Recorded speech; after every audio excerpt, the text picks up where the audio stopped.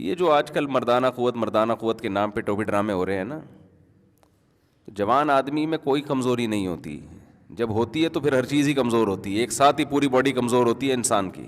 اس لیے یہ ٹوٹکے موٹکے اور یہ اوٹ پٹانگ چیزیں کھانے کی ضرورت بولو نہیں ہے کہ جی یہ کھا کے پتہ نہیں تو 8 شادیوں کی طاقت پیدا ہو جائے گی، 16 شادیوں کی طاقت. بکواس ہے، سب فضول باتیں. جب تک چل پھر رہے ہو، بول رہے ہو، آنکھیں صحیح ہیں، کان صحیح ہیں، سونگنے کی طاقت صحیح ہے، ہضم کرنے کی طاقت ہے، تو ساری طاقتیں ٹھیک ہیں. جب کمزور ہو گئے تو ایک ساتھ ہی ہو گئے سارے، سب کچھ، ساری کمزوریاں ایک ساتھ ہی پیدا ہوتی ہیں. تو جب تک باقی باڈی ٹھیک ہے تو باقی بھی ٹھیک ہے. الگ سے پتہ نہیں کیا کہ لے کے نسخے کھا رہے ہوتے ہیں، دوائیں کھا کے اپنے آپ کا بیڑا غرق کر رہے ہوتے ہیں. اس میں وہم زیادہ ہے لوگوں کو. اور اللہ نے ہر مسلمان میں 4 کی طاقت رکھی ہوئی ہے معذرت کے ساتھ. اس کے لیے کوئی بہت زیادہ ایکسٹرا کوئی صحت کی ضرورت نہیں ہے. مرد کو اللہ نے عورت سے زیادہ پاورفل بنایا اس معاملے میں. تو مرد ہی کیا ہے جس میں پاور عورت ہی کے برابر ہو.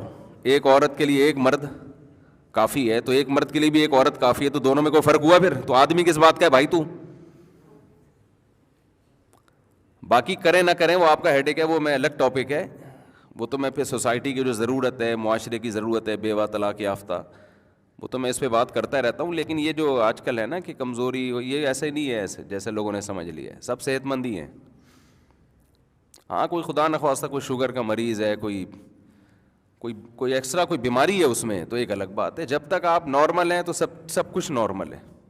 اس کے لیے حکیموں کے پاس، جو جعلی حکیم ہوتے ہیں نا، ان کے پاس مت جایا کرو، وہ بیڑا غرق کر دیں گے. جو پراٹھے ہضم کر رہا ہے نا، روٹی ہضم کر رہا ہے، گوشت ہضم کر رہا ہے، تو اس کا مطلب صحیح ہے، پھر ٹھیک ہے. باقی نفسیاتی مسائل ہوتے ہیں لوگوں کے ساتھ، اس کو وہ، اب ایک آدمی کو غلط کاریوں کی عادت پڑ جائے. لوط علیہ السلام کی قوم کو لڑکوں سے بدفعلی کی عادت پڑ گئی تھی، تو ان کی عورت میں رغبت ختم ہو گئی، بیوی میں رغبت ختم ہو گئی. تو یہ جسمانی بیماری نہیں تھی، یہ روحانی بیماری تھی. اس کا علاج کوئی دوائیں نہیں ہے، اس کا علاج ہے کہ جو گندگی تم نے عادت ڈالی ہے اس عادت کو چھوڑو، تو پھر اللہ حلال میں رغبت پیدا کرے گا. تو جو زانی لوگ ہیں، زنا کرنے والے، بدکاریاں کرنے والے، غیر عورتوں میں دلچسپی لینے والے، ان کی گھریلو لائف بہت خراب ہو جاتی ہے. تو وہ جسمانی بیماری نہیں ہے، وہ مینٹلی ایک ڈسٹرب ہوتے ہیں. وہ ان کو روزانہ کچھ نیا چاہیے، عیاشی ان کی مزاج کا حصہ بن جاتی ہے. جیسے جو روز مرغے کھائے گا تو دال اچھی لگے گی پھر اسے؟ تو بیلنس ہے نا، کبھی مرغا کھا لیا، کبھی دال کھا لی. اب آپ روزانہ ہی مرغے پھوڑتے رہو گے تو مر جاؤ گے آپ. تو حلال میں اللہ نے اعتدال رکھا ہے، حرام میں اعتدال نہیں ہوتا. جو حرام کی طرف جاتے ہیں نا، زنا کرتے ہیں، تو وہاں سے تو بور ہوتے ہیں، لیکن گھریلو لائف ان کی برباد. بے حیائی کا سب سے بڑا اثر یہ پڑتا ہے کہ اس کی اپنی جو بیوی بچوں کی زندگی ہے وہ تباہ و برباد ہوتی ہے. اور کتنے برے اثرات بچوں کو جب پتہ چلتا ہے ہمارا باپ ایسا ہے، بچوں کے دل میں باپ کی عظمت نہیں رہتی ہے.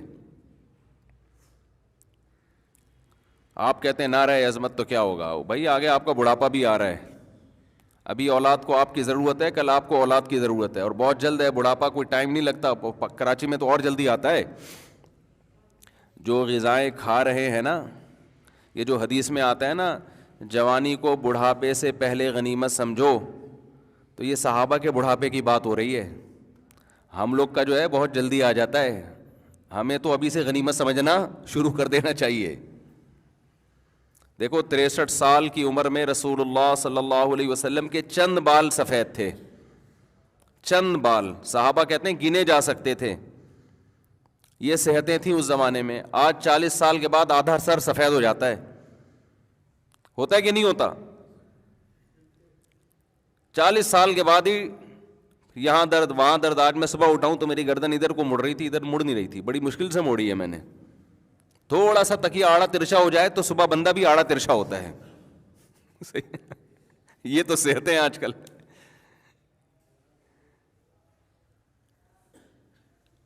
اکثر لوگ صبح اٹھے ہوئے ہوتے ہیں نا، یار ادھر پین ہو رہا ہے، ڈاکٹر کہتے ہیں بھائی تکیہ اونچا کر دیا تھا آپ نے. تو پہلے بھی لوگ آڑے ترچھے سوتے تھے، اینٹوں پہ سو جاتے تھے.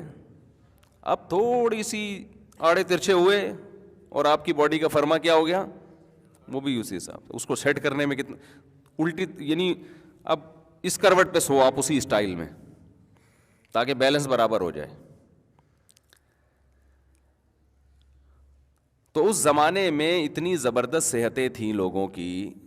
اس زمانے میں نبی صلی اللہ علیہ وسلم فرما رہے ہیں کہ غنیمت سمجھو, اللہ نے جو جوانی دی ہے, بہت جلد بڑھاپا آنے والا ہے. صحابہ میں ہم دیکھتے ہیں 100 سال کی عمریں ہوئی ہیں, 90 سال کی عمریں ہوئی ہیں, اور جو انتقال جن کا ہوا وہ بھی اکثر کا میدان جنگ میں شہید ہو کے ہوا ہے, اکثر میدان جنگ میں شہید ہوئے ہیں.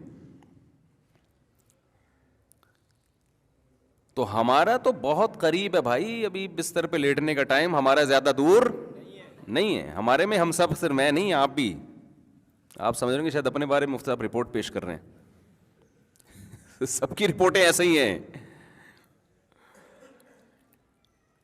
تو یہ اللہ کی نعمت ہے کہ چند دن اللہ نے جوانی کے دے دیے, چل پھر رہے ہیں, 4 شادیوں کی باتیں کر رہے ہیں. کریں نہ کریں باتیں تو کر رہے ہیں نا.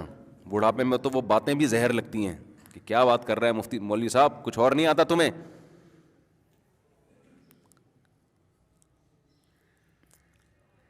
اور تیسری چیز نبی نے فرمایا فراغ کا قبل شغلق, جیسے جیسے آپ کی عمر بڑھے گی نا, آپ کی مشغولیت کم ہونے کے بجائے بڑھے گی. جتنا ویلا جوانی میں ہوتا ہے نا, پنجابی میں ویلا ہی کہتے ہیں نا, اتنا ویلا بڑھاپے میں نہیں ہوتا, مصروفیت بڑھتی ہے. لوگ ہمیں کہتے ہیں پہلے تو آپ بڑے آرام سے مل لیا کرتے تھے, آج کل شارٹ ہی رہتے ہیں مارکیٹ سے. بھائی پہلے مصروفیت کم تھی, اب کیا ہے, پرانے دوست ہیں نا. تو یہ تو انسان کی جیسے جیسے آگے جائے گا مصروفیت اور کام بڑھیں گے. آپ کو بہت سے لوگ نظر آئیں گے, ہاں بیماری میں مصروفیت ختم, وہ تو پھر بیماری کی فکر ہی ایک مصروفیت بن جاتی ہے کہ اس کو ٹھیک کیسے کروں میں. اور آپ نے فرمایا غنا کا قبل فقرق, آج اللہ نے جو مالی وسائل دیے ہیں عین ممکن ہے کل یہ نہ رہیں آپ کے پاس. ہم نے بڑے بڑے مالداروں کو دھڑام سے نیچے آتے دیکھا ہے.